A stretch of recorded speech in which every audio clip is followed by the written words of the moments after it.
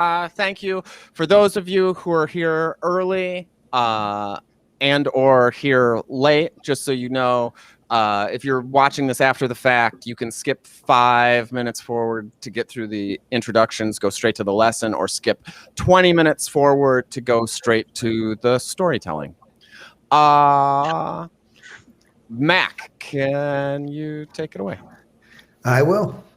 Welcome to the Workshop Show.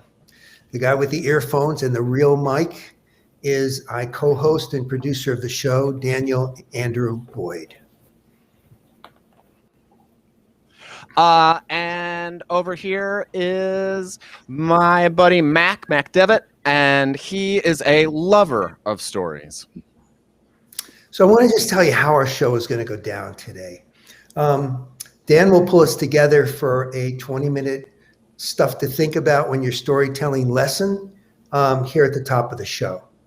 And next, our storytellers are going to introduce themselves using the prompt for today, which is, I really wanted to quit my job when?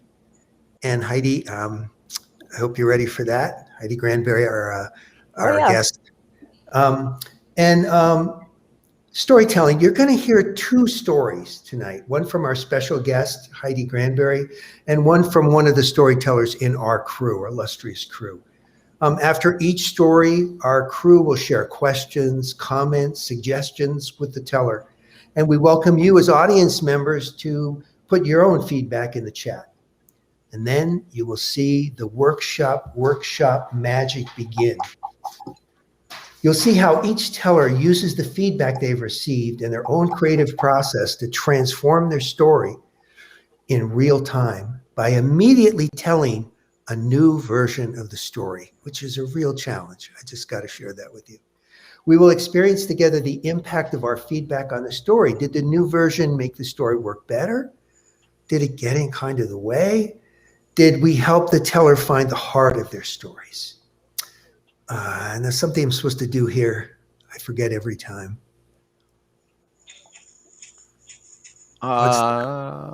Jump in. You can't hear me. So it's a friendly reminder. This is a workshop. So edits are what we are all about. Keep the ones you like, discard the rest. We are grateful that you are willing to share your story. Thank you so very much. Great. Thank you, Susan. And then I just want you to know near the end of the story, there's one final piece of workshop magic. And what that is that one of our crew members is going to pick one of the stories that you've heard tonight and tell it in their own voice, in their own words, as though they had experienced it instead of the storyteller. And now I'll turn it over to Dan for the lesson. Sweet. Okay, so last week we talked about a bunch of things to get us ready for this week's lesson. And the thing that we talked about was emotional arc and how that usually parallels narrative arc, but it doesn't have to. And we're going to go into this idea of emotional arc further by talking about essays and how we formulate those, and then applying some of that logic and skill to storytelling in general. So the words we were supposed to look up last week were ethos, pathos, and kairos. I'm going to add one more today, logos. We'll probably get to kairos next week. And that'll finish up our talk about the emotional arc of a story. So when these words sort of apply to essays, generally speaking. And the way an essay works is you'll have 5 sort of paragraph structure. And so you'll have a thesis statement, and then you'll have sort of your logical argument explaining that, and then you come to a conclusion. You can apply that to storytelling, because in storytelling, instead of having a thesis statement, you have your most important thing. You have the thing that you want people to take away from.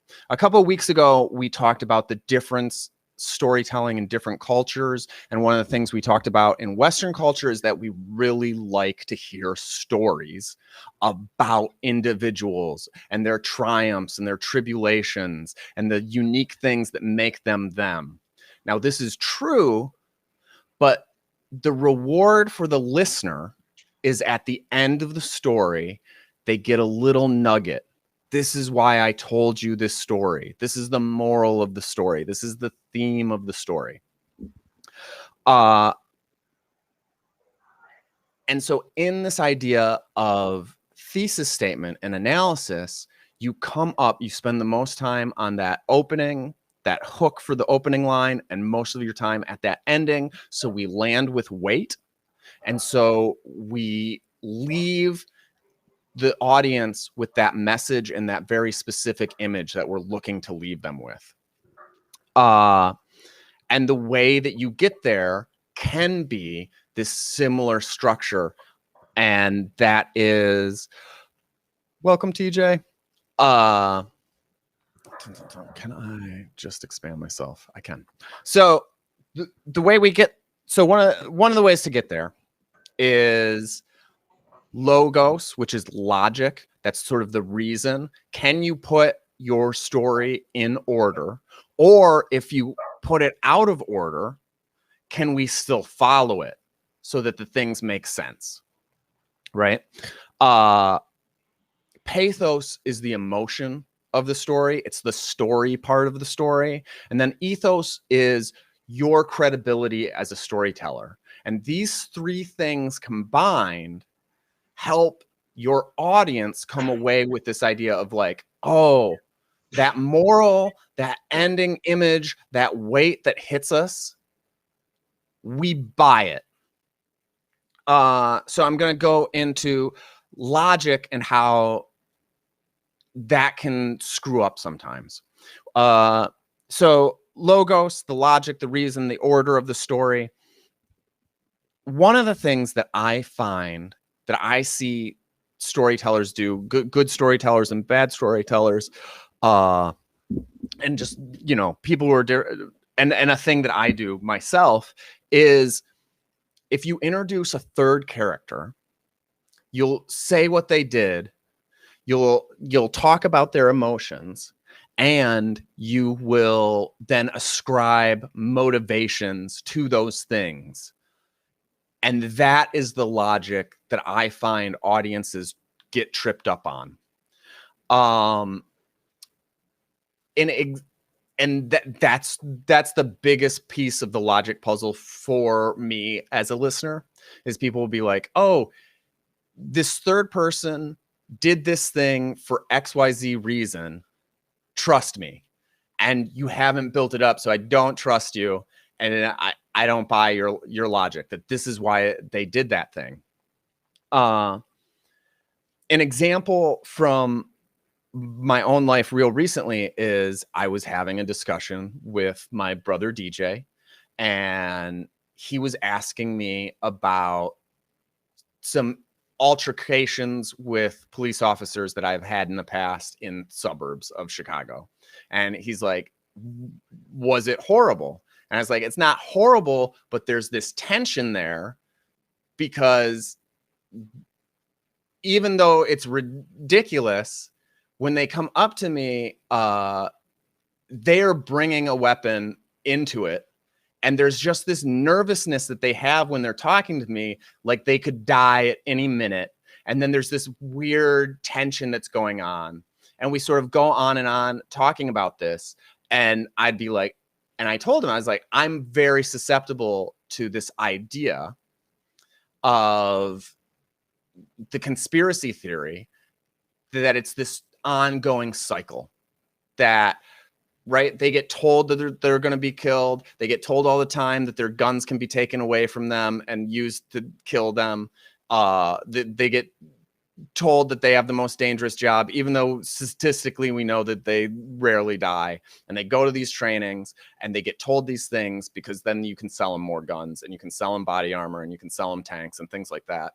And my brother came back to me and he was like, I think it's less a conspiracy and it's more just people doing their jobs. And it just becomes a bias. Like somebody has a job to train police officers and they found it effective. And so they tell them the scary thing. Somebody tells them, you know, they have this job and these things happen and it's just people being people. And so he didn't agree with my logic. And I found that his counterpoint pervasive. I think that, yeah, rather than believe in conspiracy theories, that people are just people and they have their biases, and that is probably more true. Ethos, your credibility. We've talked about this before, you automatically have credibility every time you step on stage. You are imbued with some of that, but there are things you can do to heighten it. One, a good bio. Two, a host who introduces you and says that you're great, conveys this credibility to you as a storyteller. Little things that you can do. If you thank the host, if everybody has gotten up and thanked the host, it'll just sound like you're tacking on. Look for other people. Thank the audience for coming out. Thank the sound guy and the tech group. You can just come up with anything, but showing gratefulness can be super helpful in creating this sense of credibility.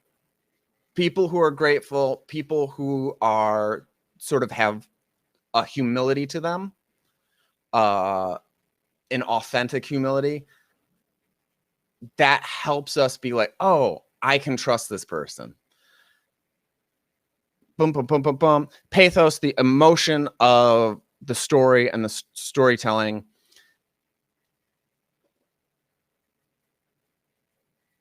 Boom, boom, boom. Oh, no, there's one more example about ethos that I want to talk about. And that was, I was working with somebody on Sunday, and I'm going to throw a thing out to people in chat in general. If you would like to do a show like this, or this one in particular, but doing it in front of, going through this sort of back and forth process in front of a live audience is like a little scary. I run a free and private closed off story circle with some regulars every single Sunday. So if that is of interest to anybody, that's our goal, is to help people with storytelling, whether it's on this show or in other shows, and you're more than welcome to do that. So on Sunday, I was working with somebody and they were talking about being a substitute teacher and how they were being run over by this class. And I brought up that this gets heightened if the audience knows that you were a teacher for 25 years before you became a sub, right? That adds credibility to you being like, this is a really bad class, right? If you were a teacher for 25 years and you handled kids and understood, and then you come in and you know how to deal with children, how school systems work, just doing a little thing like that, mentioning your expertise. It doesn't have to be a big long thing. It can just be like, I was a teacher for 25 years, and that'll add to your credibility. Pathos, emotions, and feelings. So okay. So emotion, we talk about that emotional arc of the stories that you as a character have it. The characters you have little ones that are are moving along the story as well, how can you screw up that? There's a sense of authenticity that is sort of a feel thing that you will just get, and you'll go through that process of like, how did it feel? Did you go on the emotional journey with me? Did you understand the arcs that these characters were going for? Why they changed their perspective from the beginning of the story to the end of the story? Am I wrapping that up? Ask those questions when you're telling a story. Some of the things to look out for in terms of this is if you are overwrought in emotionality, people can get overloaded and then they'll shut off. If you, some examples of that are things like, a lot of times there will be charities that will throw things on television and they'll show you like really intense graphic pictures. There's a lot of people who will change the channel. It's so tough on them that they can't listen to that. And so when you're dealing with a tough story, think about walking that line. Am I going to overload my audience with this truth? And then how do I make it safe for them to walk through this? I was working with another guy a couple days ago, and he was working on a story that he's going to tell at this Storytellers project tomorrow. And he's talking about the death of his first wife. And it's this really tough thing. It's the first time he's going to tell it live on stage. But because he had done this work, he doesn't choke up when he tells it. He's very stoic. And seeing his presence helps us as the audience move with him through that super tough story. So those are things to think about. Can you build this structure so that people follow the logic of your story, the steps of how you got to where you're going? Have you built up that credibility so that they'll believe you when you get to the end? And have you taken them on this emotional journey so that ending feels like a payoff to them? And those are just some of the things to think about when you're creating your stories. Boom, boom, boom, boom, boom, boom, boom. And I'll throw it back to you, Mac.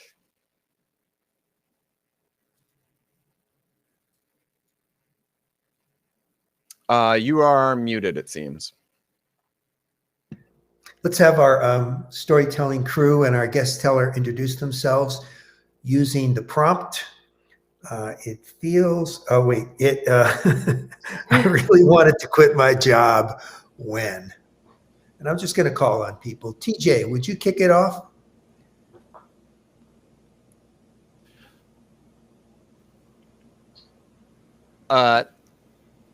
TJ needs to switch between tabs. All right. No, I got to switch between laptops today.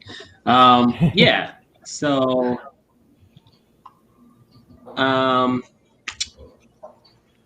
when I go to work, I do my job, and it feels like whatever I did isn't appreciated.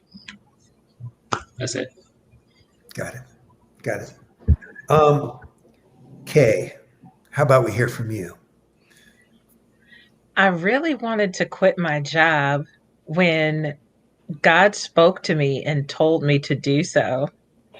And so I was literally 2 months away from a better benefits package when I got a strong feeling that I was supposed to quit my job. I didn't see a burning bush, and I didn't hear like a voice booming outside of me. I just like got the strong feeling that was like, "Kay, you've gotten everything you can from here." And I said, "Okay, Lord, I read my book of Bible stories. When Jonah didn't do what you said, he got swallowed by the whale. So I'm out." And 2 months later, the economy crashed and that job was gone, but I had already left. Great. Nice. Thanks. Great. Susan? So I knew I wanted to quit my job when Avon corporate payroll took the wrong magnetic tape, which even back in the 90s when I was doing payroll was a very antiquated way to do payroll, and put in the wrong tape and paid everybody in our whole company the wrong amount. That was when I knew I was ready to quit. All right. Thanks, Susan. Noah? I really wanted to quit when my manager was yelling at me because she was really mad at the other Noah. All right. Okay. Heidi, you're up.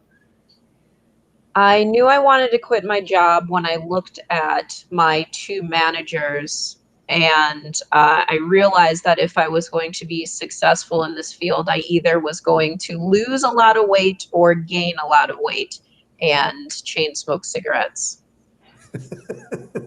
Thank you.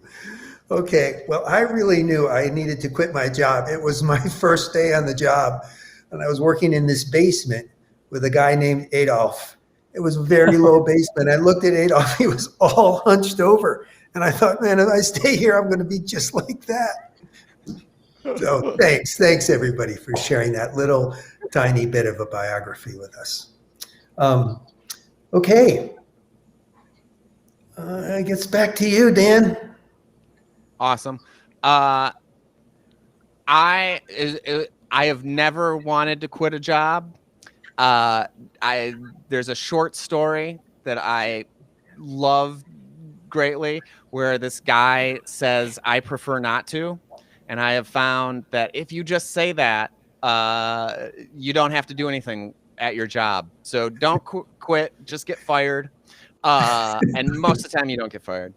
Thanks, Dan. Next up, Susan and Heidi are the storytellers for today. Oh, I'm going to throw it out to the chat. Somebody did say good prompt. Does that person want to say what have they ever wanted to quit? Time plus travel? So you can throw that out to us. Then Susan or Heidi, do you have any preference as to who goes first? I don't. I'll go first. Awesome. Okay. So this is today.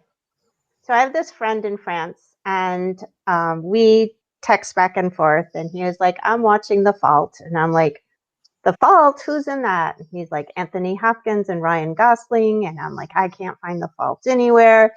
And so then I like look up Anthony Hopkins and Ryan Gosling, and I'm like, oh, Fracture. That's what you're watching. And you know, that should be just like normal, no big deal that somebody's watching The Fracture. But as Danny said in his opening remarks, some people, like me, just can't watch too much gore or see too many things. So The Fracture turns out to be about Anthony Hopkins killing his wife. So I thought I was over this, but since this happened today and I was almost killed many, many years ago, I guess I am not over it because I had to like spill my guts today and say, oh, I can't watch that movie. I can't watch movies where the husbands kill the wives and then try to get away with it. Because one day, my husband and I were not living together anymore. So obviously we weren't getting along very well. But he had stayed overnight at my apartment. And so I was taking him to his place and then going to work. So I went to take him to his place, just drop him off, let him walk in. And he was like, Susan, he's like, come on in. And I'm like, well, and it should have been a clue. That should have been my first clue. Why would I have to go in? I needed to go to work. But I was like, okay. And I went in. And so what he did was he took out from his back pocket a silk scarf, which he had stolen from my apartment, and wrapped it around my neck. So he squeezed it very, very hard. And in hindsight, after I took a class on how to defend yourself, I should have broken his elbows like that, but instead I did what a lot of people do. When you have a scarf around you, you grab at your neck and you try your hardest to pull it away from your neck, which doesn't work because they just from behind are squeezing harder. So he decided to squeeze hard. I pass out. And I'm just thinking, and his place is a mess. It's just a disgusting mess. And I'm just like, oh my God, I'm going to die here in this mess. This is it. This is my end. And then I pass out. Well, the next thing I know, he got scared, I guess, because he was actually killing me in his own place.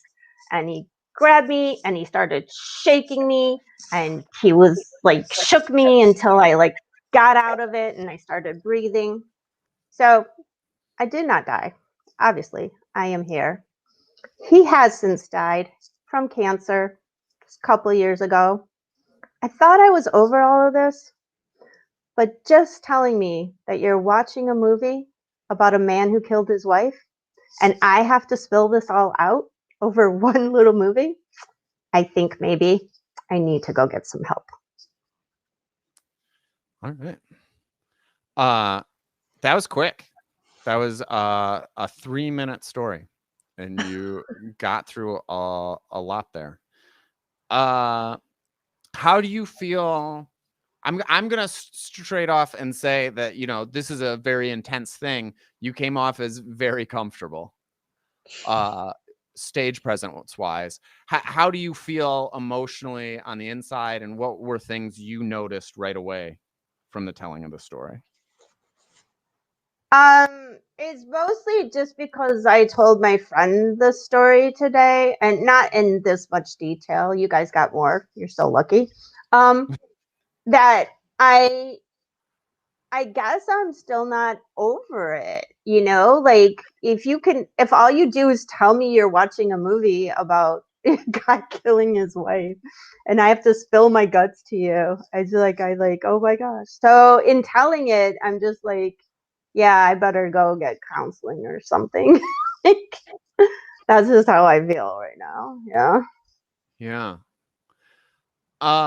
Does anybody have anything right off the bat that they want to add? Susan, I just want to say thank you for your story. Thank you for sharing that part of your life with us.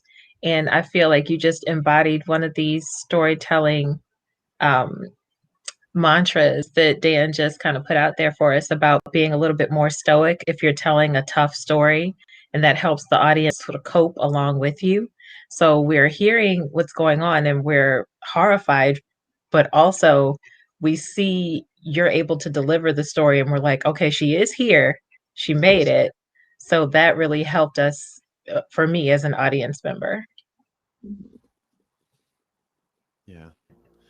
So Susan, it's such a nice, compact little story, the way you did it.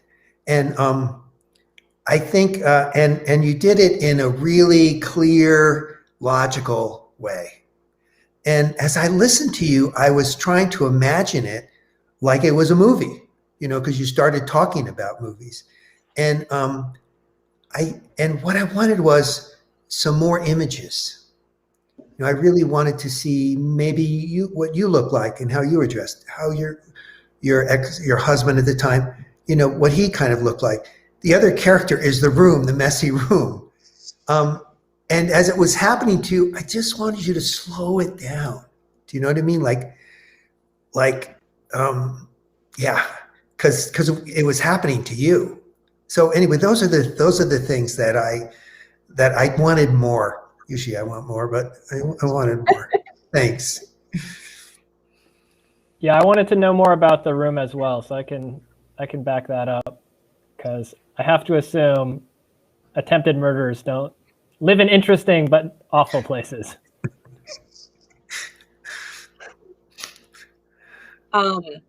Just from like a stand-up background, since I've been doing stand-up for now like 3 years. I don't know if this was your intention, but I just like the tone of voice was such a heavy topic was and I'm sorry, but it was kind of funny. And I thought it was great. I loved your tone because it's like the same sort of like tone and lightness that you use when like talking about like brunch or something.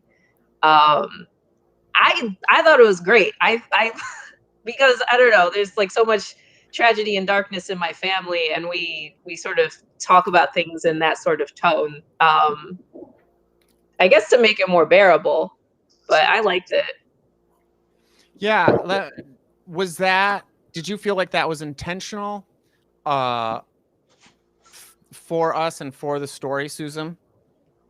I mean, I tend to always tell the story like that.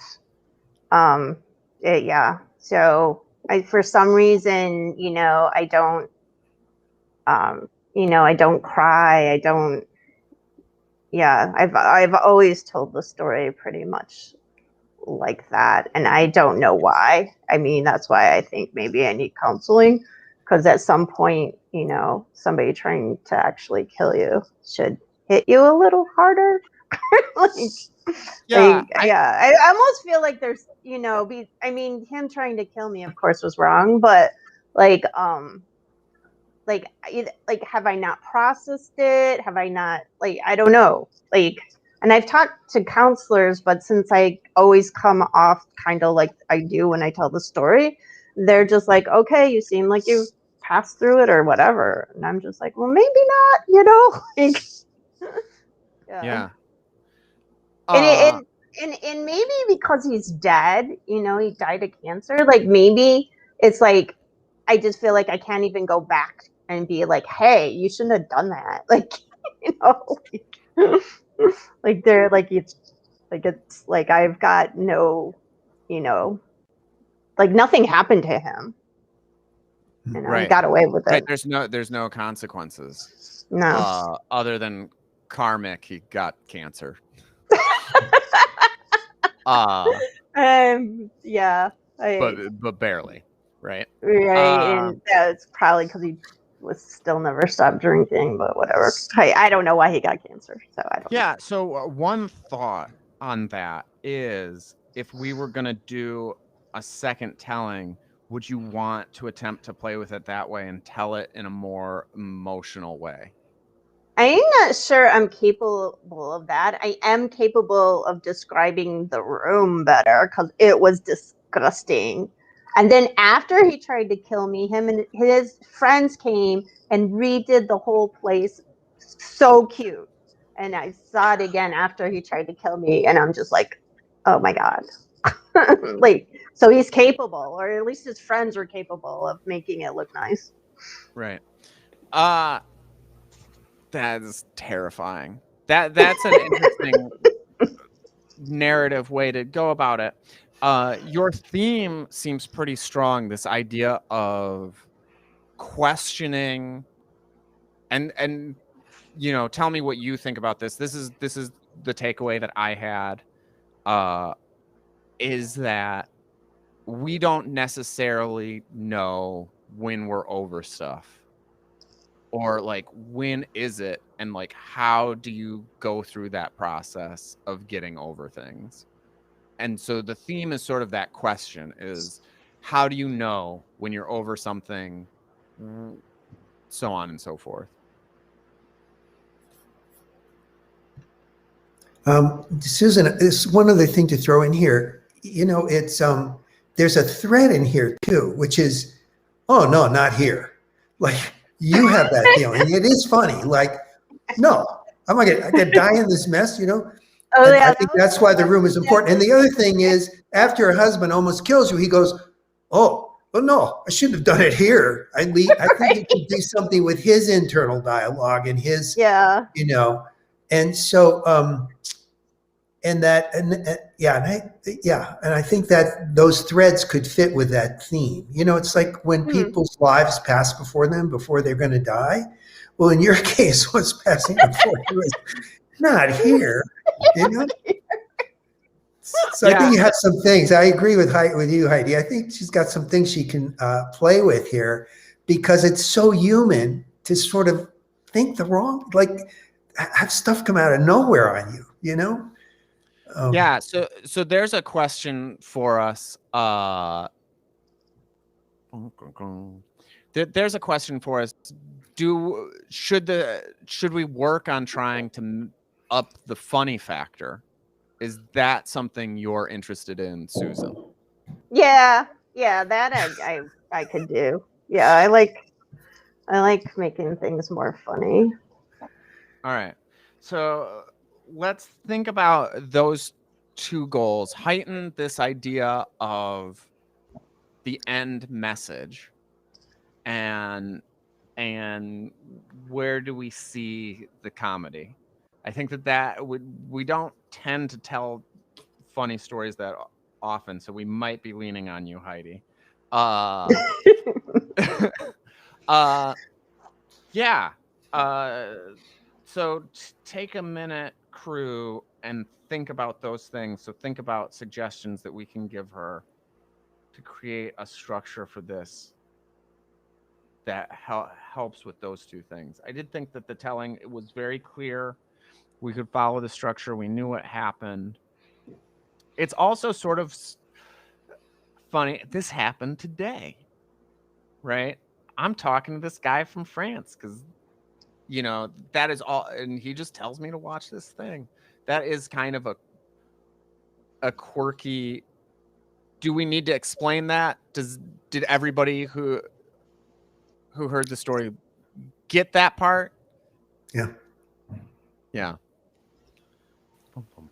So, Susan, here's a couple things I'm thinking about. One is I don't know the difference in size between the two of you. You know what he looked like, how big he was, or small he was. Okay. Did he pick up that scarf for a reason? Do you think did he Oh, yeah, particularly he planned hate to it, or kill me. did he love it? No, but I mean, No, he just planned to kill me. So he grabbed a silk scarf because he read that silk doesn't leave marks, but it does actually. well, I think that's pretty cool. Yeah. There was some planning here, but Oh anything yeah. that Yeah, but you in my know, pocket, waiting to get me in to kill me. Yeah. yeah, and then He him was a just winner.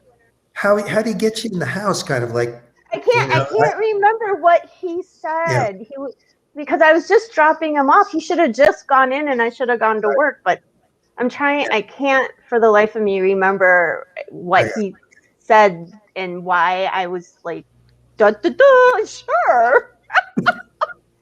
Well, that's even part of it. That you just somehow you said sure. You don't know why. Yeah. So anything that sort of fills it out like that, I think is helpful. Okay. And then I'm going to be quiet. Okay, it's enough for me. Susan, I think Noah already mentioned that he wanted to see the details of the room. If you heighten why it was so filthy that at this critical moment in time, you're thinking, oh, this place, not this place. I think that'll be a funny factor because it's like, of all the things you could be thinking about, my life accomplishments. No, it's this dirty A apartment. Right. If you're more worried about dying in that room than dying, that's gonna be funny to me at least. And if you continue being obsessed with the apartment, like that little thing that you went back, that you're offended that he then cleaned up the apartment, like you couldn't wait to kill me until you had a nice apartment. Come on, man. Hey, Yeah. so Pure Love 95 has a question. And the question is, did he go to prison for attempted murder? No, nothing at all happened to him. Nothing. Mm-mm. I went to the emergency room. The emergency room was across from his. I mean, basically, it was like a duplex. So he had like part of the other part of a duplex, and the emergency room was actually. I just walked there straight from there, and I went into the emergency room, and my eyes were all bloodshot. He broke all the blood vessels in my eyes, and I had marks around my neck, and I was just like such in shock, and he was my husband, and the doctor was just like, "Are you pressing charges?" And I'm just like, "I don't think so." And they're like, "Okay, well, you'll be fine after this." And I went to work, and that was the end. It's wild. So yeah, I think this idea might be something to play with, where that's the humor thing that we'll try to play with and hit on. Is this is what hits me, this is what bothers me, this is what I come back to, is this messy room, and that's what I think about. And then we can move it into your ending the story with the weight being like, having it dawn on you and be like, maybe there should be another message for me here. Maybe, you know, there's a question as to, like, you know, what is it, Susan? Like, what would processing this story look like to you? Do you have any guess as to, like, because maybe, you know, this is a question, like, maybe this is an effective way to do it. Maybe this is okay. Yeah, I don't know. I have no clue. What makes you think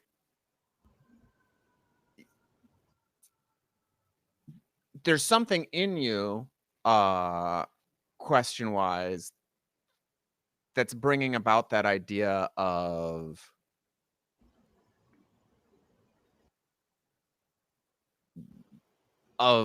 maybe I should go see somebody. Maybe I should talk about this in a professional. What's that inkling? Where's that inkling coming from? I guess because today, like, I just spilled the whole story out, and though I text this guy a lot, like every day, we're not that close. You know, we don't really tell each other anything like deep or anything. And so, you know, just because he's watching a movie about Anthony Hopkins killing his wife, this, like, and I have to tell him, well, I can't watch movies like that, and this is why. It just seemed like a little overkill to me.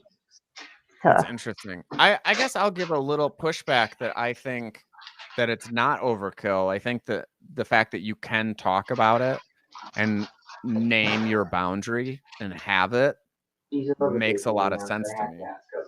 Yeah, maybe. In a podcast right now. I wanted to throw in one more thing there. Well. Hey, Susan. So can you heighten that at all? The fact that the guy that you're texting with or speaking to, you're not very close with him. So I see that there could be some comedy in there too. Like, this guy, I don't even know if I call him a friend. He's like an associate. So I'm not sure why, you know, he got the disclosure prize for today. Like, ta-da, I'm going to tell you all this business. If you want to heighten that too, that the relationship between you and him is not one that you would normally disclose something like this. I think you can bring some comedy into that too. Like, who is this guy? His number's in my phone. But other than that, you know.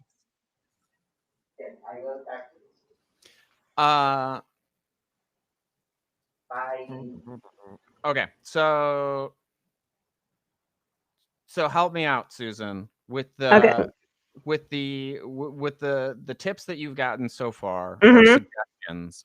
Yes. How are you seeing it? Can you? Yeah, I'm gonna probably do what Kay said and heighten that. You know, that's not my relationship with this person. You know, like how I just don't normally just, like, you know, dump a bunch of stuff on him because he's watching a movie.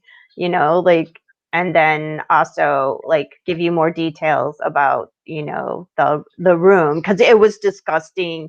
I mean, it was like, you know, newspapers just strewn all over the floor, and, you know, mouse droppings, and it was just incredibly disgusting. Like, it was just horrible. Like, and I basically was falling into the newspapers and the mouse droppings, and that's where I was gonna die. What was his reaction? His reaction when he finally got me to pass out, as far as I know, and it's not that he ever told me, but just by his actions, is that it finally must have dawned on him that he was killing me in his own place, and he was gonna get in trouble. And so he literally had to have picked me up, and because I had fallen. I remember passing out and just being dead weight and falling down. And then the next thing I remember is that he had me up, like in the upright position, just shaking me as hard as he could. And I just started finally gasping for breath. Wait, who was Mom? Is this really Charles or someone else? So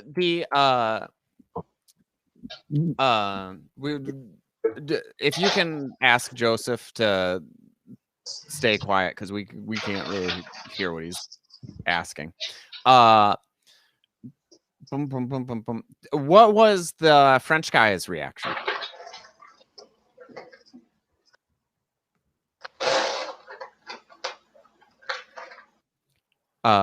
Susan, when you get a chance, Yeah. what's the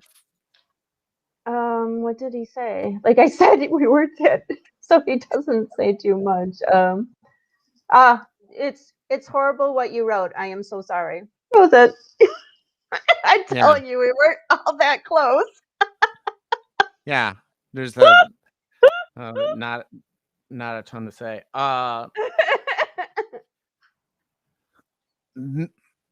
Maybe there's a way to go back to that, because he just falls out of the story. Okay. Right? Yeah. All right. It seems like you've got some thoughts. So why don't we give it just a whirl with what you've got figured out right now? Okay. So I'm starting it over. Okay. So today I was texting my sort of French pen pal, but we do it on WhatsApp.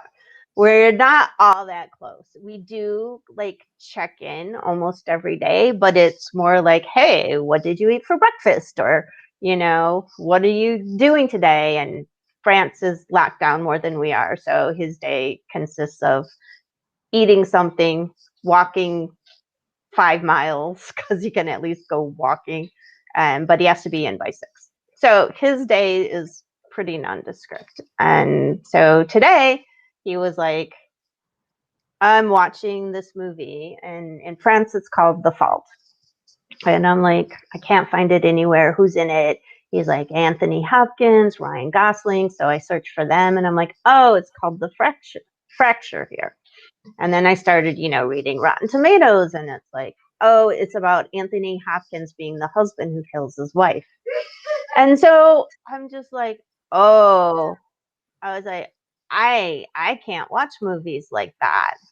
And here's why. And I just start texting him all this stuff about why I can't watch a movie about a husband killing his wife. Now, for the last couple months, the most I've probably told him is like what I had for breakfast. So this is a little odd, but no, I have to be very explicit here. Why I can't watch movies of husbands killing wives. And it's because my first husband tried to kill me. So we were already not really getting along that well. He was an alcoholic. He had How old left. are you at the time? I am probably 8. So I'd be 24. So I was like 24 years old. And he was an alcoholic, and he had left, and I didn't even know he left or where he went. And I ended up getting an apartment with my brother, DJ, and he stayed in the place where we had been living, which was this kind of rundown townhouse across from Butterworth Hospital. And so for some reason, we kept like trying to sort of make it work. And he was staying overnight at the apartment this night. And then the next morning, I was like, well, I got to go to work and I'll just drop you back off where you live. Well, so I didn't know this, but he had grabbed one of my silk scarves and stuck it in his back pocket because he had read that silk scarves don't leave marks when you try to kill somebody. I did not know this. So I was driving him to his place, which really wasn't that far from my place, a couple of miles, and then I was going to go to work. And I just went to drop him off, thought he'd drop off, walk in, and I don't recall what he said, but it was something that was like, Susan, just come in, I need to show you something or something. I don't know. And I don't know. I mean, he had just stayed overnight and not too much of a problem for us. So I wasn't really thinking that I was about to whip out the silk scarf and wrap it around my neck. Now, I have to describe this room to you. This room is disgusting. He has not taken a paper, like, and he just like all these papers were just like strewn all over the floor, just papers, newspapers. Now I know it's hard to believe, but at one time people read newspapers, and his were never ever allowed to be thrown out. He said that he might want to read an article someday in them. So they were everywhere, but they weren't even in piles. They were just strewn all over, loosely all over the floor. And mice droppings were all over the floor. And it was just the most disgusting thing. And so as he's strangling me and I grab my neck to try to drag the silk scarf off of my neck, all I could think of as I'm about to pass out was, damn, this is it. And this is where I'm going to die. In this filthy, newspaper strewn, mouse dropping place that he hasn't cleaned up. And then I just feel the dead weight of my body just falling. And that's the last thing I remembered until, so I'm 5'5". I'm about 120 pounds at this point. Charlie's not a big guy. He's probably 5'11", and he's like a runner, but he wasn't in his greatest running shape then. But still, maybe he was 160 pounds. But he must have started to think, as much as I didn't want to die in this filthy place, he probably started to realize that he didn't want me to die in his place. So he grabbed me and just dragged me straight upright and just started shaking me as hard as he could. And then the next thing I knew, I was up and gasping for breath. And so I was just thinking that, why today did I have to like spew all this out over somebody telling me they're watching a movie called The Fracture? But, you know, maybe I'm not over this as much as I thought I was. And maybe I just need to get some help, get some counseling.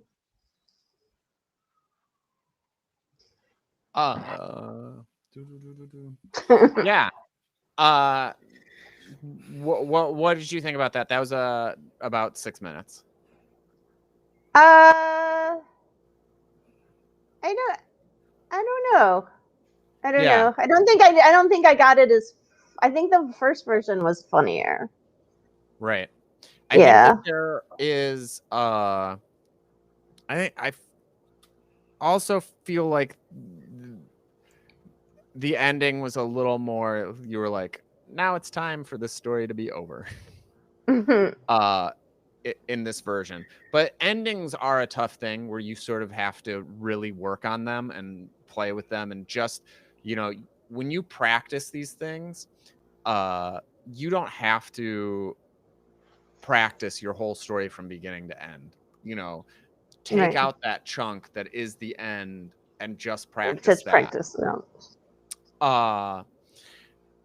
I think that there are some obvious points of humor that you can go back to. It's funny. You can up the exaggeration. And if you're going for the humor thing, when you're doing, especially if it's a straight comedy piece, you're allowed to exaggerate and change things a lot more than you are in, you know, a true story kind of way. So something you might think about is calling back 3 times to the dude that you're typing to, right?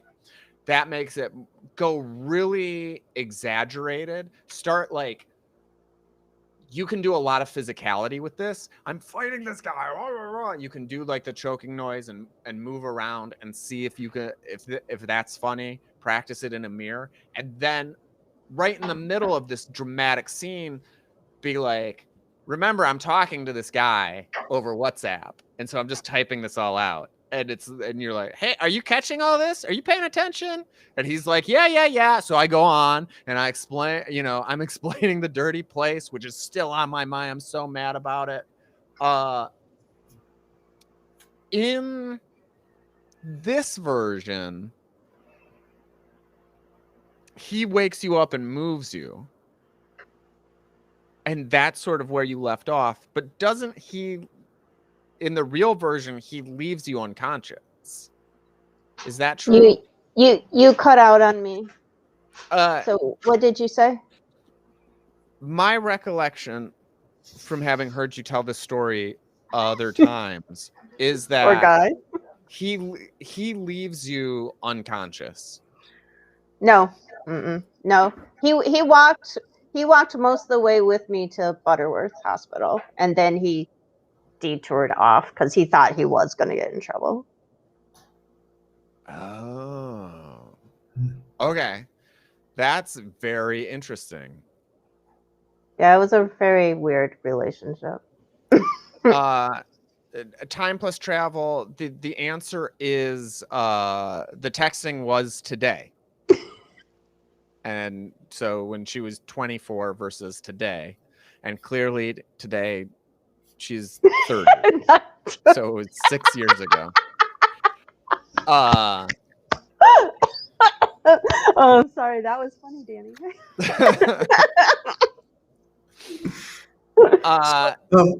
Yeah.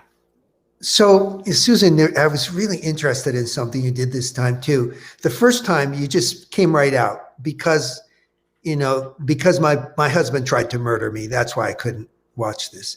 This time you had a much slower reveal, which I personally liked. In other words, you said, yes, this really speaks to me. And then you started telling this story. And at one point we got it, that he was trying to murder you. I got to tell you that I think the scarf is really important. And the other thing is that if you could do this like a movie, like if there was a movie being made of this, because you're talking about this other movie where a guy tries to kill his wife, and you can make it visual in that way. Like, I don't know if he came up behind you, which I'm assuming he did. Yeah. Did you recognize the scarf when it was around your neck? Did you recognize it a little earlier? Did you recognize it at the end? I mean, so I think there's more you could do if you make it more of a visual thing to help us really sort of see it. But I like that you playing with the reveal, and you should think about when you want to reveal that he's actually trying to kill you. Okay. Yeah, if you go with the movie thing, there's something possibly funny to mine for there. It's just I can't watch these movies because I lived the movie. Yeah. Right? It was just like a movie. Have you ever seen someone be killed in a movie? You think that it's like all vaudeville, but it's not. This is how it's like. I was choking. Let me tell you, when they choke you in the movie, it kind of looks like that. They lose their breath and they can't talk, and then they go unconscious. And their eyes are all bloodshot, and then they have like And Red they have marks marks. on their Yeah, neck. and I think hitting that is a funny line. He read this stupid article that said it wouldn't leave any marks. Why would a scarf not leave a mark? Like, it's around your neck and it choked you to death. Of course it's gonna leave a mark. Like an idiot. He was supposed to be a genius. Yeah, so much for all those newspaper articles. Didn't do them much good.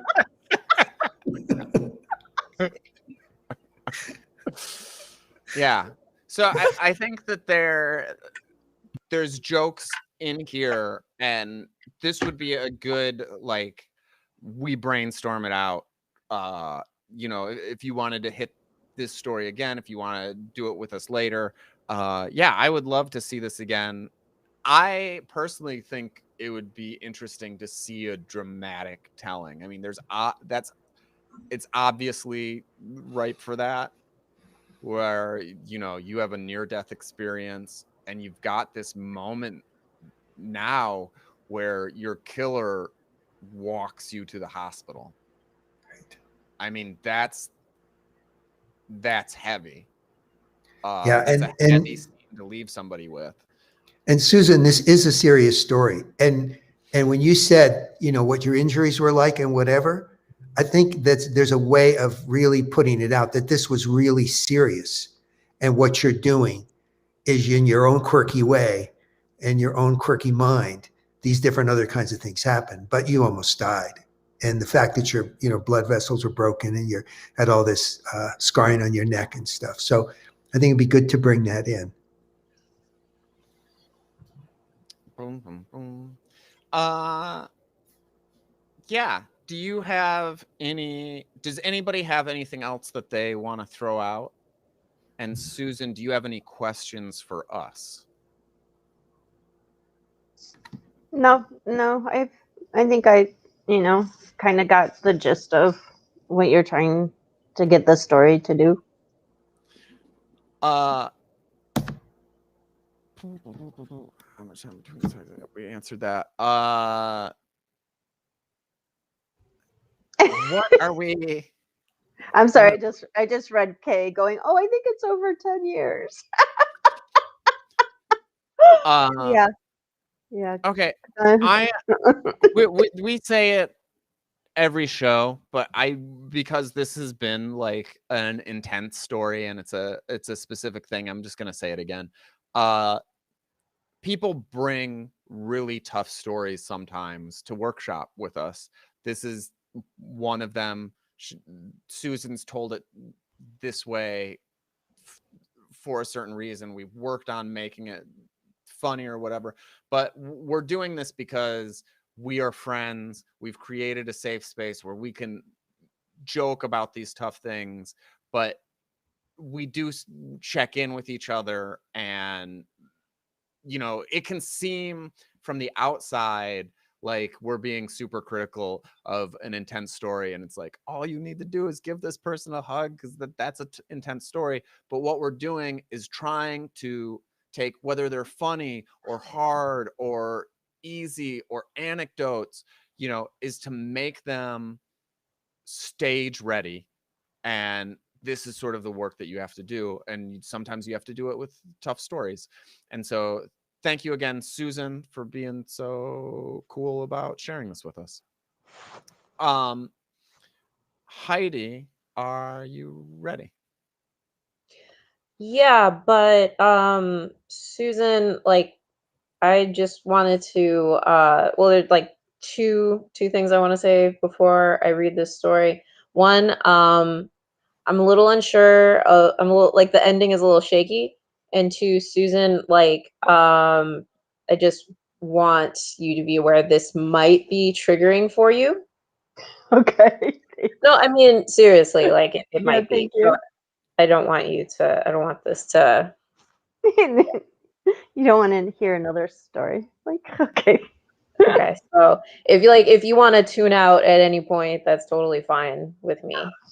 Okay. I think I'll muster through. Thanks, Okay. though. Okay. So I wrote this all out, which is unusual for me because most of my when I was doing storytelling, my stories were always very conversational. But since I've been out of the game for a minute, I thought I'd write it down. So, all right. So my mom has 2 sisters. Each sister has 2 kids. Quick math, that's 6 cousins. Okay, you guys got that. When I was in 7th grade, my mom informed me that she and her sisters had a brilliant idea that they were going to buy a house together. And I remember when she told me that, and I just blurted out, I'm like, Ma, that's not a good idea. You guys hate each other, and like, how is this even going to work? And her response was, well, it's going to happen. None of us have a lot of money, and we're pulling together what we have, and we're all going to be under one roof.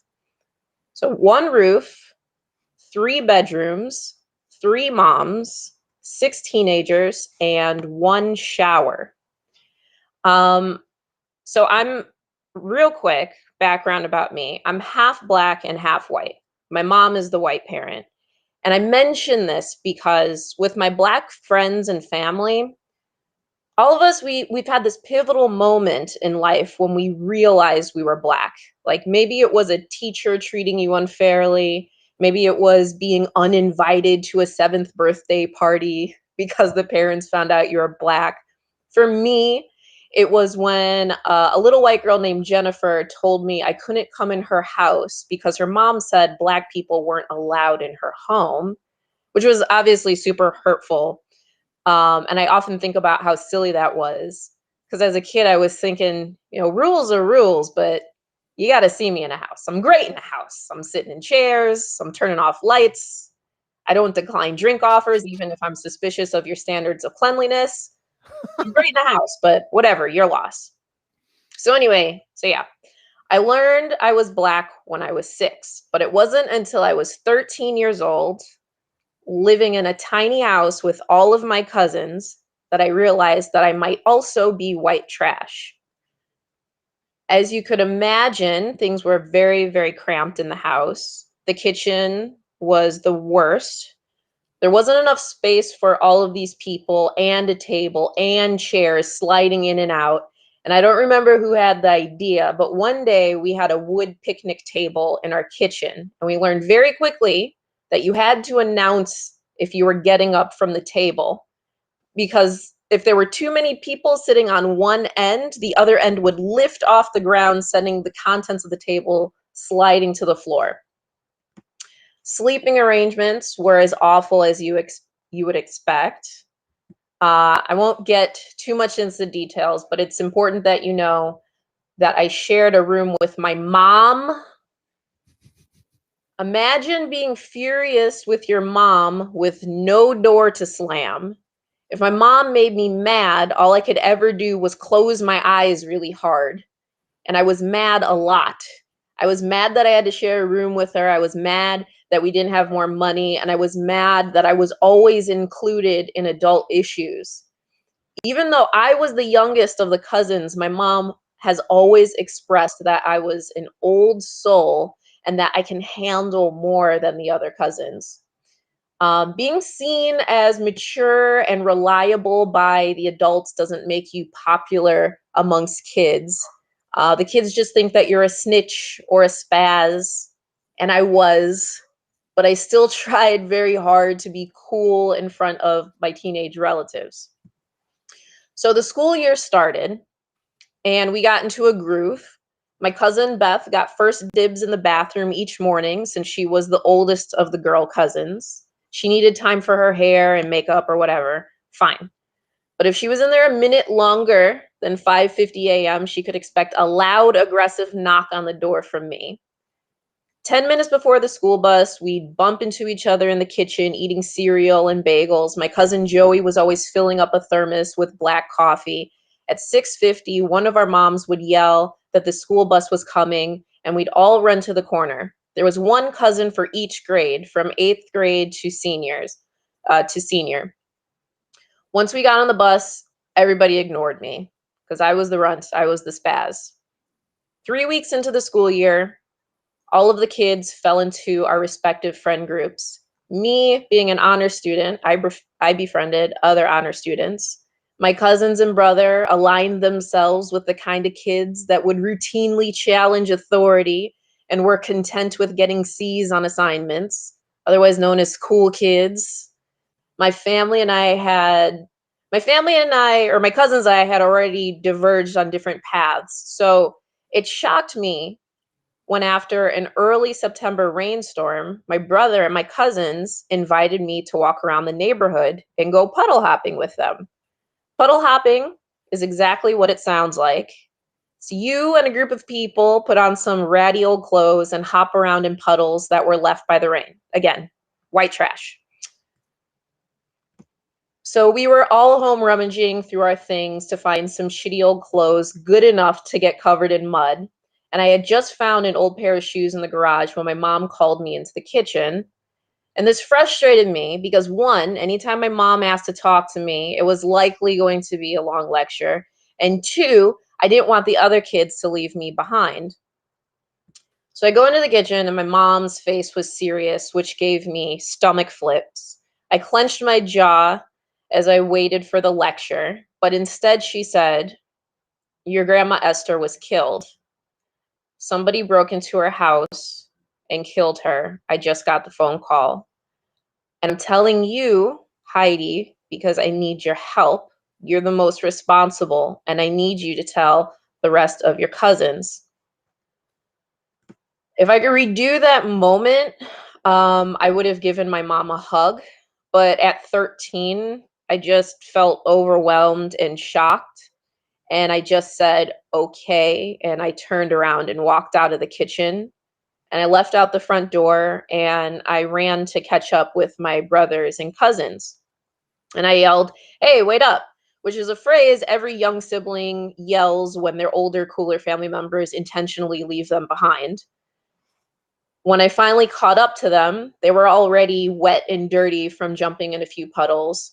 They were laughing and teasing each other, freely using all the curse words that were forbidden in front of our mothers, words like cum guzzler, fuck face, and ass muncher. When I heard them laughing, I realized that ignorance really is bliss. My grandmother was dead, killed by an intruder. Meanwhile, their grandmother, as far as they knew, was alive and presumably watching the squirrels from her window. It's a lot easier to have fun when your grandma is alive and doing standard grandma stuff. I wish I was one of them. I wish I could have no knowledge of this and I could just enjoy the day. So we kept walking. Our destination was an open clearing in the woods. When it rained, it turned into a giant mud pit where we could chuck mud balls at each other. The longer we walked, the longer I kept from saying anything. When was the right time to tell a group of teenagers that their grandma had been murdered? Do I tell them after my cousin Joey lights his fart on fire? Or is it more appropriate to wait until my cousin Beth ties up her shirt to show off her brand new cleavage? I could be like, "Hey, Beth, nice tits. By the way, that person that taught us all how to swim and bakes the best cookies was just stabbed to death." I was like really confused. Why did my mom give me this task? I was the youngest. I was the baby. I just kept wondering this as I laughed at sex jokes with a stomach full of guilt and shame. We made it to the mud pit, and it was pure white trash joy.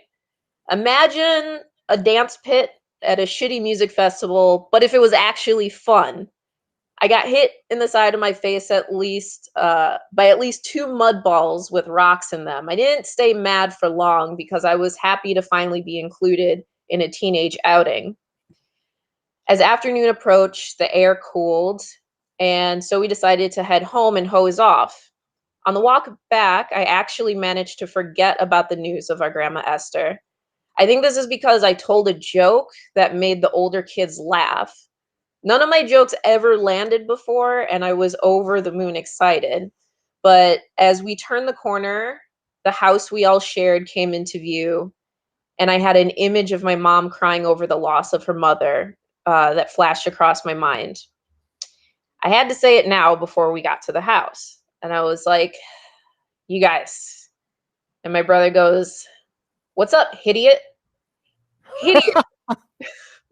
Idiot is a brilliant portmanteau that marries together my name, Heidi, and the word idiot. My brother got C's and D's in schools, but he excelled in roasting. I said, "Shut up, Perry. I'm serious." Mom said, "I have to tell you guys something. It's about grandma. She's dead." And my cousin Philip chimed in. He's like, "That doesn't make any sense. She was fine. I talked to her last week." And I was like, it wasn't like a heart attack or a stroke or anything like that. Like, grandma was murdered. She was stabbed to death. And my cousin Joey goes, "See, this is why no one likes to hang out with you." And my cousin Beth is like, "Yeah, that's really like fucked up for you to say some shit like that." And then nobody said anything else to me. They all just like walked into the house. And they obviously confirmed the truth later from our mothers. But like, I think they always believed me. But like, just like me, they wanted to avoid it. I think they just wanted to avoid the truth. And my cousins and I never hung out like that again. Like, we've shared drinks and laughs, but like nothing like that day when they didn't know their grandma was murdered. And I don't regret giving them that last day, and I don't regret waiting to tell them. I think I was trying to maybe exercise maturity, and I did like a cost benefit analysis to like give them one last hurrah of childhood before bringing down the world on them. Like I said, I'm working on the ending, but that is the end. Gotcha. Very good.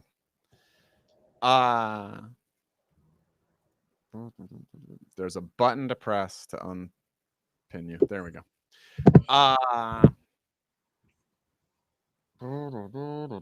Yeah, 2 tough ones. That's a lot. That's a lot. So I'm gonna start with our sort of patent pending starter question, which is how did you feel during the telling of this? Is there stuff that you noticed while you were telling that you were like, that's good? Yeah, I mean, some of it doesn't feel exactly like me, because I like to just like talk things out, and I was like writing this down silently. So I would go back and put it more in my voice, and maybe cut some things. Like, even though I like them, like maybe it's like not necessary for the story. Yeah. There were definitely funny parts. This medium right now is tough for comedy because you get so much from the feedback, and people are, supposed to be silent, and like, they're in the chat and doing things. But it definitely had me laughing throughout. People were throwing in good quotes. Comedy for these sorts of stories is really helpful to alleviate. What was I going to? Also, I'm going to throw out that I thought when you were like, the end is rough, I thought that was a note to Susan. You're like, I just need to tell you that your ending the second time was rough. But you were telling us that you're worried about your ending, and you wanted us to pay attention to think about endings. Yeah, I'm like trying to work on like the lesson here, the moral, wrap it up, whatever. Yeah. No, that's great. Bum. So then the next question is, what do you have it in your head what this is about? Do you know what the most important thing is? What what you want them to take away from this story? And if you're not there yet, that is also valid. Right. I think it's maybe about like me and my mom and sort of like the adultification of me, and like how I kind of always knew what was going on with the adults in great detail before anybody else. Because my mom, and my mom has said this before, where she's like, I just always felt you were smarter than the other kids, and you can take it. So she, like, maybe some things were kind of inappropriate or could have been handled differently, but she felt that maybe I was like more mature than I actually was, and at the end of the day I was still a kid. Yeah. Yeah, it's interesting. That is a question. I think one of the questions is, she's the adult and it's hard on her, but why isn't she the messenger? Right? I think that is what, and because you are living in that situation, there are other adults in that house who could have been called on to be the messenger. And so that's something you've got, that question. Now that I've had that, where was it? Why did she think I was the most adult? You is how I rephrased the question. When you were saying it, it was like, why did she make me do this? But in the conversation just now, you said it the way I wrote it down. Why did she think I was the most adult? And I think that there is sort of a slight difference there, because she tells you that you're the one. She tells you in the story as it's currently written that you're the one, you're the chosen one. You're the best person to tell them.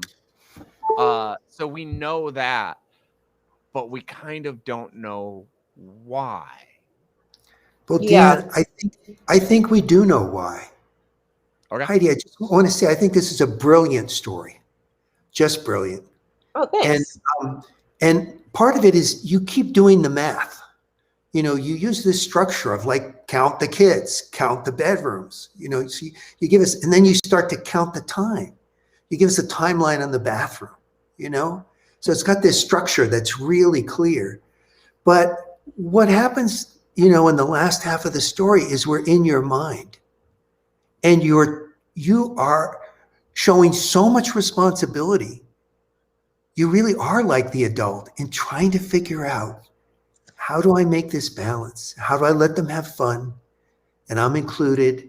You're still a kid because you're like so excited when your joke lands, but you really handle it well. So I think the focus for me is, holy, who is this kid who can do this, being the youngest one? And you really kind of show us your internal process with lots of detail and images. And so anyway, I think we should stay on you and stay off your mom, or because it's really about you, and you being in a very difficult situation and in a very strategic way and heartfelt way negotiating. Yeah, that version sort of takes it and makes it a bit of a hero's journey kind of story. Do you want, the way that I saw you playing it out with that ending of the end of Innocence there, do you see this personally as a tipping point of where you became an adult?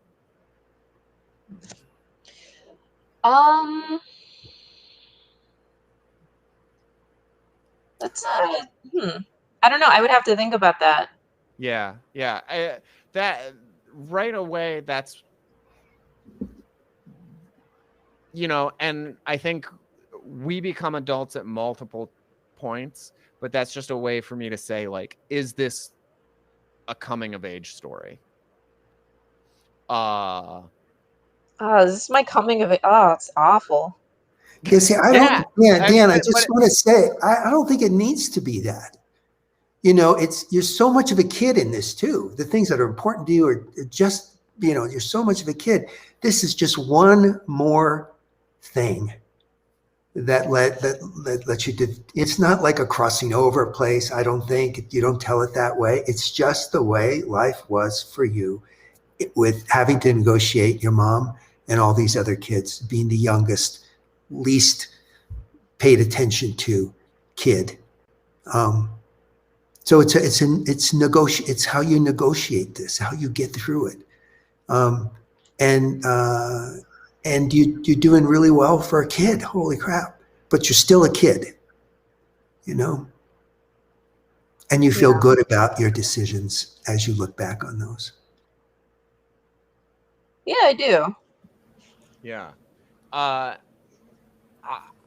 I think I'm having trouble seeing your distinction, Mac, as to why that's different than that being a triumphant moment where a kid has to go through. Okay. No, because it sucks. It's not a triumphant moment. It's Heidi trying to find her way through in a very difficult time and doing a really good job. Wait, how is that? But it's not like there's any triumph in it. I don't. Why is really good job different than triumph? I don't know. It sounds like it's kind of business as usual. Heidi, I don't want to talk over you. I think for me, it's like more like business as usual in your household. That was your role. That's what you're doing. And it didn't change you a whole lot. It didn't change the family a whole lot. It didn't change your standing a whole lot. But they never played like that ever again. Yeah, and it changed everything. Yeah, the death of her grandma changed everything. Yeah. But not the way, Heidi, that you dealt with it. Didn't all of a sudden you didn't become the hero in the family so I'm not sure what the fine point is here. I think well, like I said, like the ending needs work, and like when this is like, I know what I mean here, but obviously anybody hearing this doesn't know. But like when I say like we never hung out like that again, I meant like we never hung out like kids again. Like we didn't have that sort of, like, we all hung out still, but we didn't have that sort of like carefree, because like now we're a bunch of kids that have a murdered grandma. And that's sort of like looming over, and like it would sometimes come up in conversation, and like like if you just sit long enough in the quiet, you'll remember that thing and it'll just like hit you. But yeah, that with like the puddle hopping, that was like the last time where we were just, you know, calling each other butt munchers and throwing mud and not really having any real like trauma. Well, some trauma, but like not that bad. Right. Yeah, I think you did a good job, Heidi, of getting that point across. I totally got that. Like, you know, you were kids and then you weren't, like you said. Like I got that from your story a lot. I do think that I understood why your mother picked you to say that, even though you're only 13. Besides you being crazy smart, you also were mature enough to give them a day of fun before they found out, and you still got it in before they walked in the house. So it wasn't a shock that their parents had to tell them. Like they had an inkling, whether they really believed you or they didn't, they had a little seed before their parents had to like really tell them. And you know that you accomplished all that in that day is just absolutely amazing. I couldn't have done it. I would have blurted it out as soon as I ran up to him. So I'm very impressed. Good job. It was a good story. Thank you. Yeah. I got to go back to you, Mac. How her question is, the way I understand it, is like, how should she end it? And if you're not saying that it's a hero's journey, she's given a quest from her mom, she does the quest, and this creates a change. What is your structure that you're Well, like offering for the ending? See, I think what it is the family changed. And that's what you're talking about, Heidi, is things were never the same again. And I think that's a great place to land on. You were all changed by the death of your grandma. And in your heart, you also could carry this idea that though this thing never ever happened again, you were somehow instrumental in letting it happen this last time. Can I jump in real quick? Go for it. Help me. So thank you so much for telling this story. It was funny and it was powerful, and you did an awesome job. So the two things I wanted to say is, one thing I was thinking about for the ending is you have sort of these two things about discovering an identity, you know, finding out you're Black and finding out you're white trash, sort of. The ending could, you know, sort of be about finding adulthood for you and your cousins, right? You know, the immediacy of death. That's sort of a threshold to adulthood, I think, for a lot of people, you know, coming to terms with mortality. The other thing I wanted to say, I was a little bit confused when you said we never hung out like that again. And I wasn't sure for a moment whether that meant that they did not treat you the same anymore because you had been the bearer of this bad news, or if it was that change of, oh, now we've lost this person that's so central to our childhood and all that. But yeah, that was amazing. Thank you so much. Thanks. I'm gonna write the thing that you said about identity and, I don't know, I guess like realizing I'm an adult or realizing I'm really seen as an adult.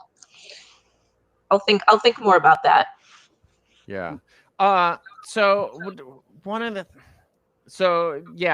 Noah brought up some things that I had in my notes too, is there's a lot of story that's happening. And the story that we've talked about mostly in here is this: my mom told me to tell them this thing. And that's where we end on. But to get there, you've got this setup where it's about family and close quarters. And it's also about finding out that you're Black and finding out that you're possibly white trash. And then you get this this sort of third story. What would happen? I think partly because your situation is unusual, to live with your aunts and to have 6 cousins in the house. There's this feeling that you need to explain all that. But yeah, because I had every intention of not having all of that at the beginning, but then I realized, like I don't think anyone would even understand what the fuck is going on if I just started with my mom, because I originally wanted to start it with like me and my cousins are going puddle hopping, and my mom tells me this thing, but then I realized, like, well, why are all these cousins hanging out, and why? I don't know. It just seemed like it needed some sort of explanation. But yeah, you're right. I didn't even want to say all that at the beginning. I wanted to start.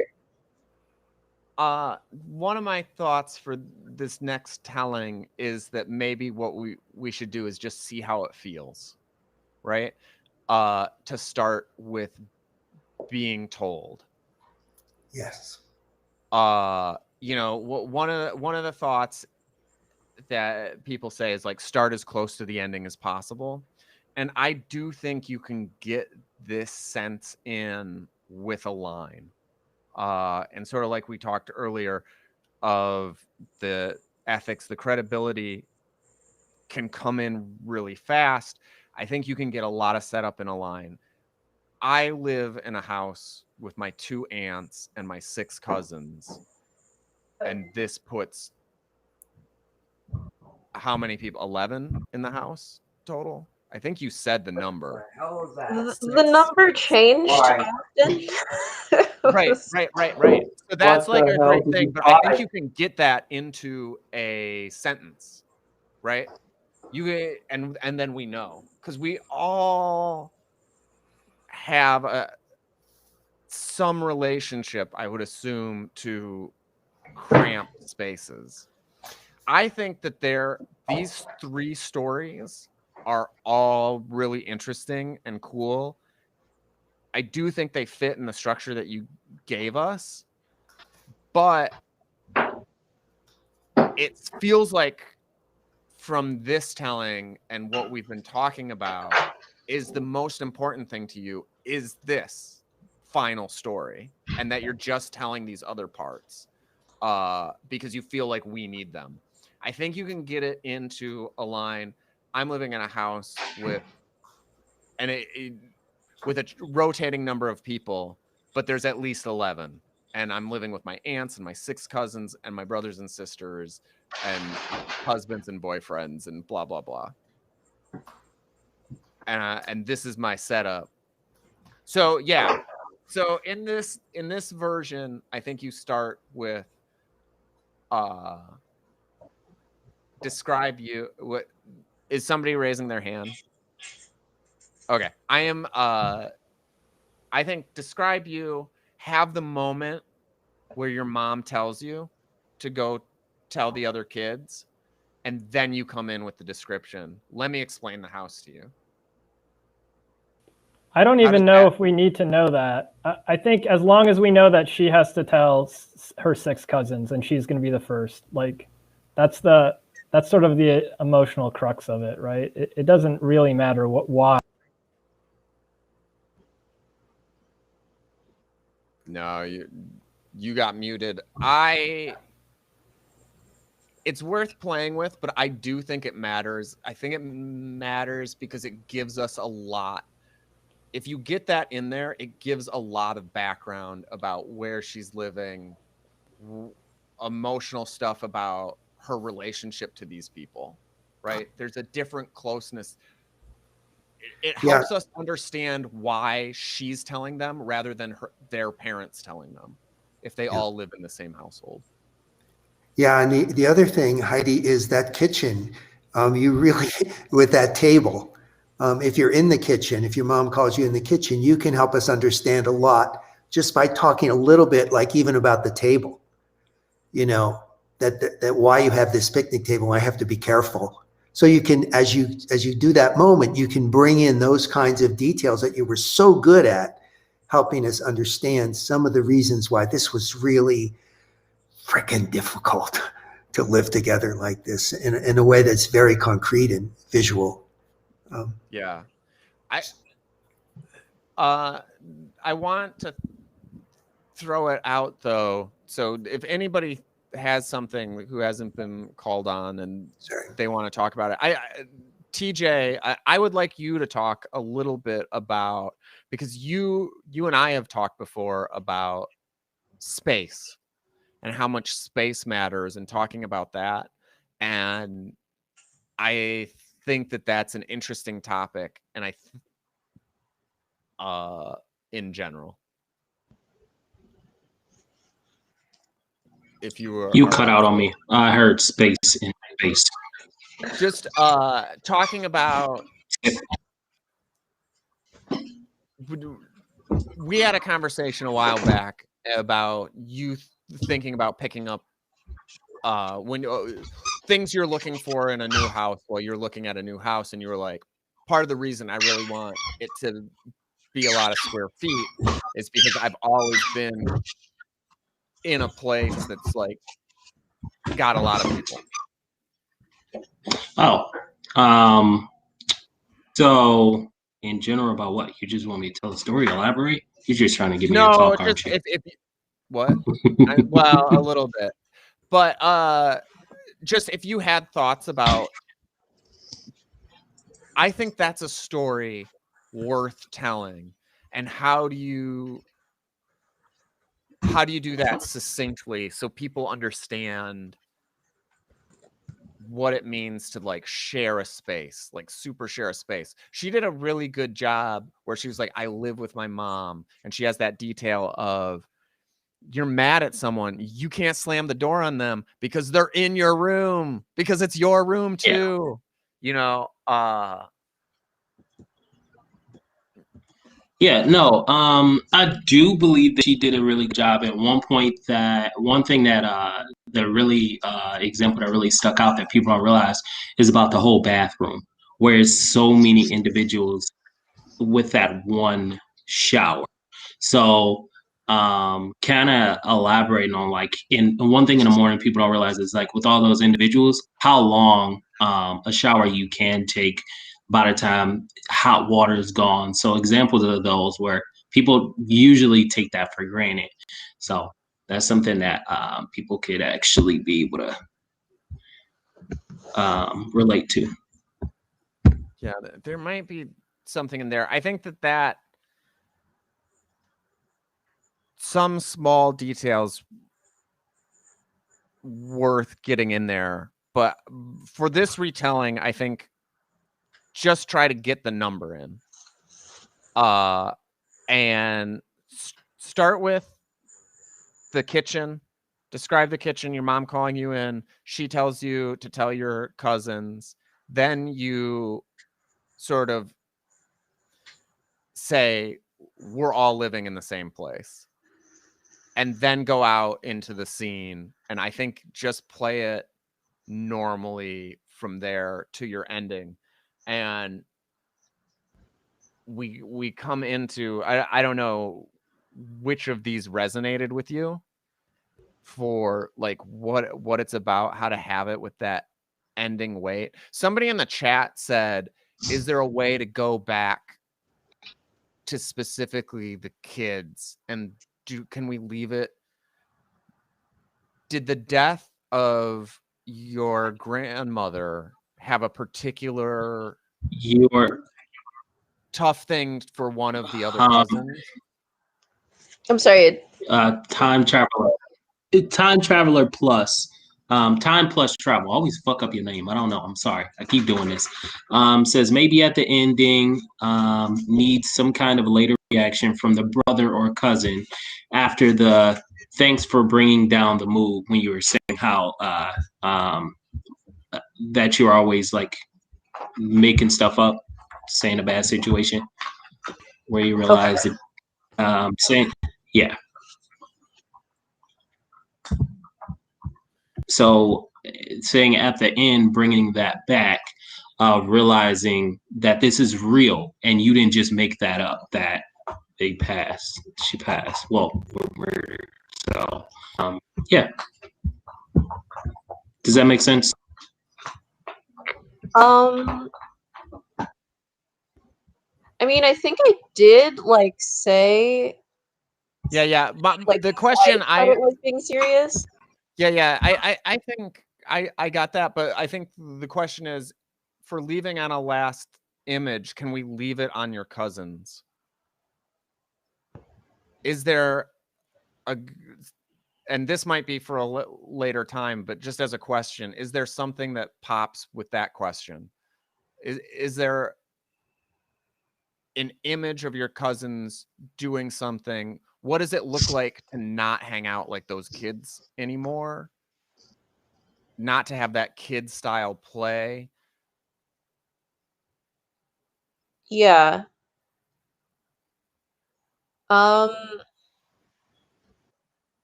Like what? Yeah. Sorry, I've old New Yeah, it's a York tough radiator. question. Actually, I should probably close that door. It's like, sorry, give me 1 second because it's Yeah. going to be super loud. I'll be right back. I'm gonna throw it to you, Kay. Do you have any hard thoughts about this story? Yeah, I just typed them in the chat on Twitch, actually. Oh, okay. That Mac mentioned the imagery of the table and how Heidi talked about everybody had to signal when they wanted to get up from the table or else everything was gonna fly off the table.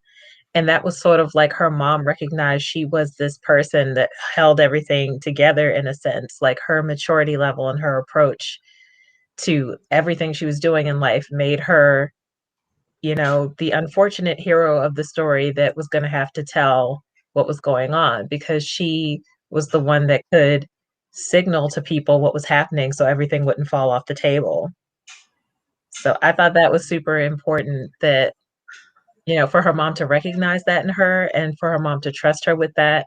Maybe as adults hearing this story, we would want her to be able to be a 13-year-old and not have this weight on her shoulders. But also, I mean, maybe a lot of us understand that there's a pivotal figure in our families that if we were without this person, our dynamic wouldn't work as well or at all. So that's kind of incredible. Like, you have the grandmother figure who's so pivotal and so important, and everything is going to change when people know that she's not there anymore.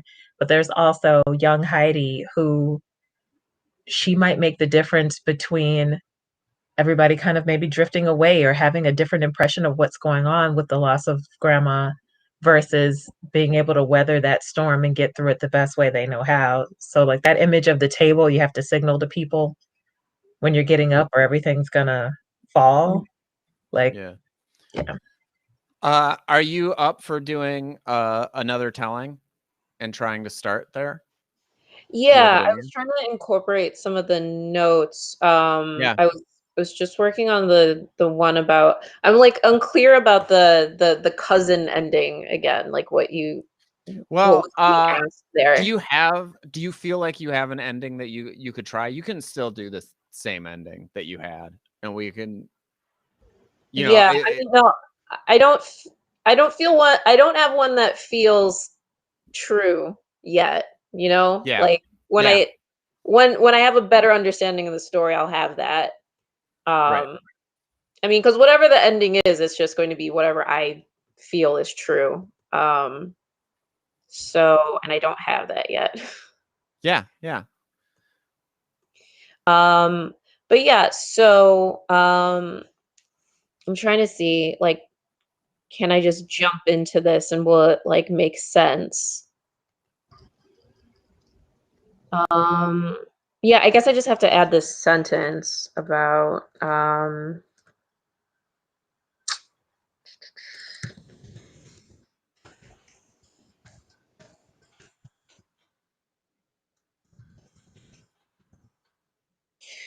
okay. Um,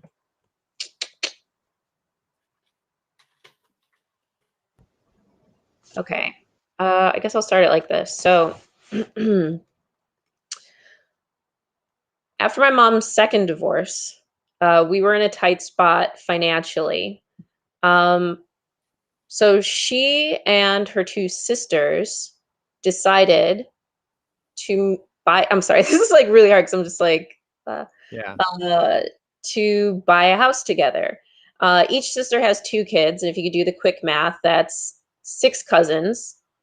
Um, Six cousins under one roof, three bedrooms, three moms, six teenagers, and one shower.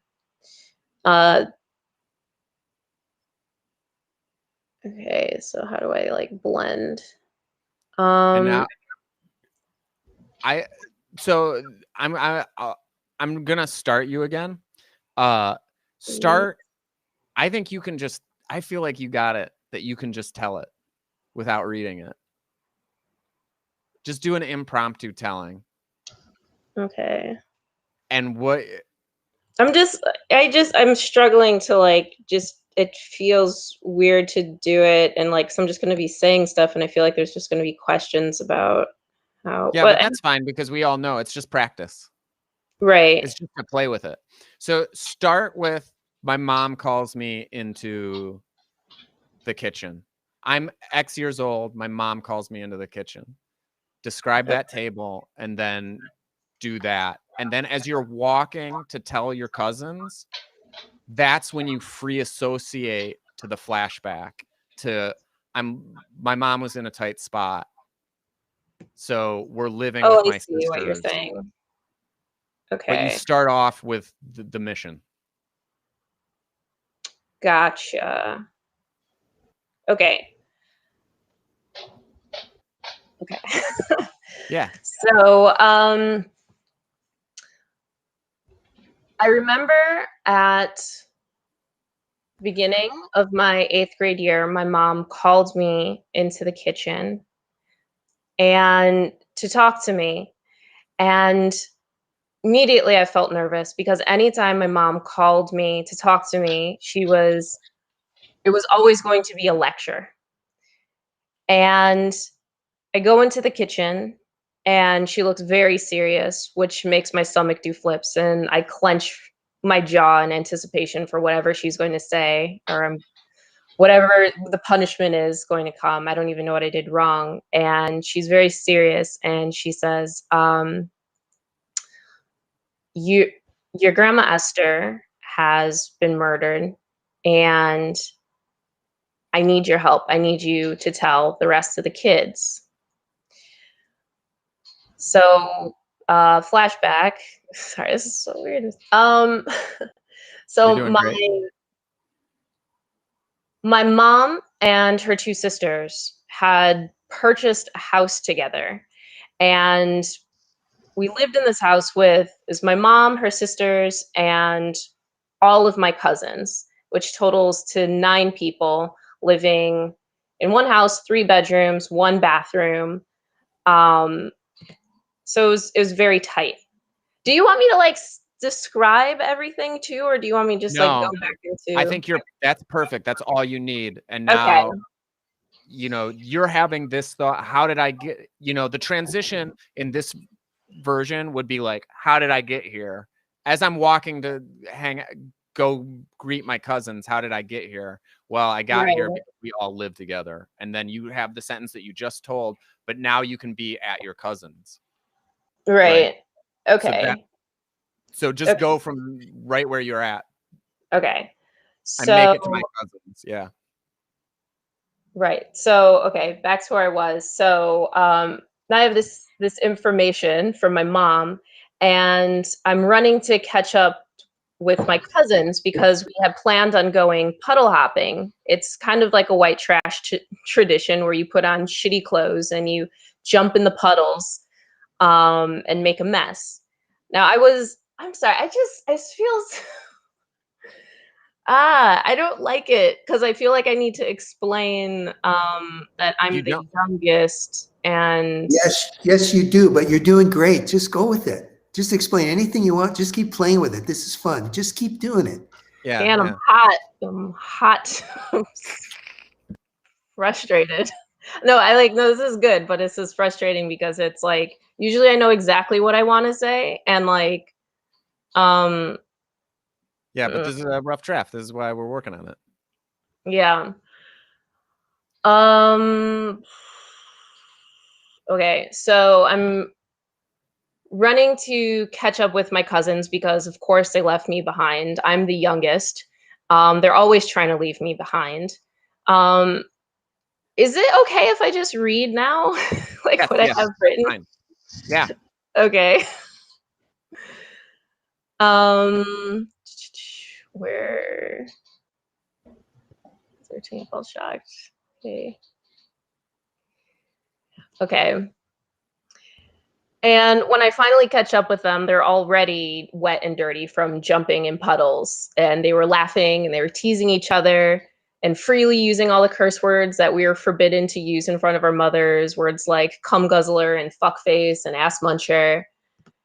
And when I heard them laughing, I realized that, ignorance really is bliss, because my grandmother was dead, killed by an intruder. Meanwhile, their grandmother, as far as they knew, was alive and doing, regular standard grandma stuff. And I really wished that I was one of them. I wish that I could have no knowledge of this and that I could just enjoy the day with my cousins.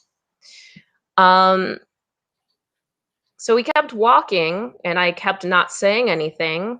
Our destination was this open clearing in the woods. When it rained, it turned into a giant mud pit where we could chuck mud balls at each other. And the longer we walked, I just got more and more anxious. When was the right time to tell a group of teenagers that their grandmother had been murdered? Do I tell them after my cousin Joey lights his fart on fire? Or is it more appropriate to wait until my cousin Beth ties up her shirt to show off her brand new cleavage? Should I be like, hey, Beth, nice tits, by the way? The person that taught us how to swim and bakes those great cookies, yeah, she was stabbed to death. Why would my mom give me this task? I'm the youngest. Like, I just kept wondering this as I laughed at sex jokes with a stomach full of guilt and shame. So we made it to the mud pit, and it was pure white trash joy. Just imagine a dance pit at a shitty music festival, but if that was actually fun. I got hit on the side of my face by at least 2 mud balls with rocks in them, and I didn't stay mad for long because I was just happy to finally be included in a teenage outing. As afternoon approached, the air cooled, and we decided to head home and hose off. On the walk back, I had actually managed to forget about the news of our Grandma Esther. And I think this is because I told a joke that made the older kids laugh. None of my jokes had ever landed before, and I was over the moon excited. But as we turned the corner, the house we all shared came into view. I had an image of my mom crying over the loss of her mother flash across my mind, and I knew I had to say it now, like right now. And I was like, hey guys. And my brother was like, what's up, idiot? Idiot is a brilliant portmanteau that marries together my name, Heidi, and the word idiot. My brother got C's and D's in school, but he excelled in roasting. I said, shut up, Perry. That's serious. Mom said that I have to tell you guys something. It's about Grandma. She's dead. My cousin Philip chimed in, and he's like, that doesn't make any sense. She was fine the last time I talked to her. It was like a week ago. And I was like, it wasn't like a heart attack or a stroke or anything like that. Like, Grandma was murdered. Somebody broke into her house and stabbed her to death. And my cousin Joey goes, this is why no one likes to hang out with you. And my cousin Beth says, yeah, that's really fucked up for you to say some shit like that. And then nobody said anything else to me. And they walked into the house. I mean, they obviously confirmed the truth later with our mothers, but I think they always believed me, but just like me, they wanted to avoid it. My cousins and I never hung out like that again, not like kids. So yes, like we've shared drinks and laughs, but nothing like that day. And then again, yeah, I got to work on the ending. Yeah. Yeah. I mean, you might be able to end it on that line right there. We've shared, you know, just shore up and figure out how to say that like in a poetic way. Thank you so much. We're quickly going to transition into our story. Who is the last storyteller? And who is doing the verification? I should know this, but the Noah, do you have it up? The Google sheet? It is TJ's turn, but I would be excited to try to do Susan's story if he doesn't feel strongly. Thank God, Noah. Oh my goodness, please. Yes. So for folks in the audience, I'm just going to give you all the heads up. This is the part of the evening where one of our storytellers retells a story that you've heard using their own voice. Sometimes it's hard to envision what it means to tell a story in your own voice. So this is a concrete example of that, giving your perspective and telling a story that we've already heard tonight. So thanks, Noah. Boom. Sure thing. So just come up to my apartment, he says. And I do, which is probably my first mistake. Now, at the end of this story, you're probably going to tell me my first mistake was marrying this guy. But as far as I consider it, I think this was my first mistake. So I go upstairs to his apartment, even though I should be getting to work. And as I walk through the door, he pulls out one of my silk scarves out of his back pocket and wraps it around my neck. How sweet, you may think. No, he's going to try to kill me. He's going to try to kill me with one of my beautiful silk scarves because this idiot has heard somewhere that it won't leave a mark when he chokes me to death with silk. So he starts tightening from behind, and I grab from the front, but he's stronger than I am. And pretty soon, I'm starting to lose consciousness. And I remember sort of falling toward the ground in slow motion. And all I can think is, I'm going to die in my husband's filthy hoarder apartment. I'm slowly falling towards the ground, which is covered in filth, and the filth is covered in rat shit, and the rat shit is covered in all the newspapers he's ever read and refuses to give up. And it's the worst death I could imagine. Some deaths I wouldn't mind, but this is too far. I don't know what happened because I was passed out on the ground, but I think at some point it must have dawned on my husband that as much as I didn't want to die in the filth on his floor, he probably didn't want me to die there either. That it would be a big inconvenience and that it would almost assuredly sully some of his precious newspapers. So when I came to with him shaking me, and I'll give him the benefit of the doubt and assume he was trying to revive me. And he did walk me halfway to the hospital, but wisely he disappeared before I got there because there was a good chance he was going to get in trouble for trying to kill me. That's all I got. Thank you. That was good. That was funny. And that is our show for the evening. Thank you, everyone, for showing up and spending time with us. Everybody say goodbye. Yeah, Goodbye, goodbye, Kate. everybody. Thanks for watching. Thanks, Heidi. Thanks, Thank Yeah. you, Heidi, thanks Heidi. for coming. Thank you, Thanks, Heidi. Noah. Guys, good to see Hope you. to see you in Discord. Yeah, hope to see everybody in Discord. And also, final note, we do this every Monday. Come hang out with us here to hear more stories and just work on them. Thank you so much for your suggestions and your help.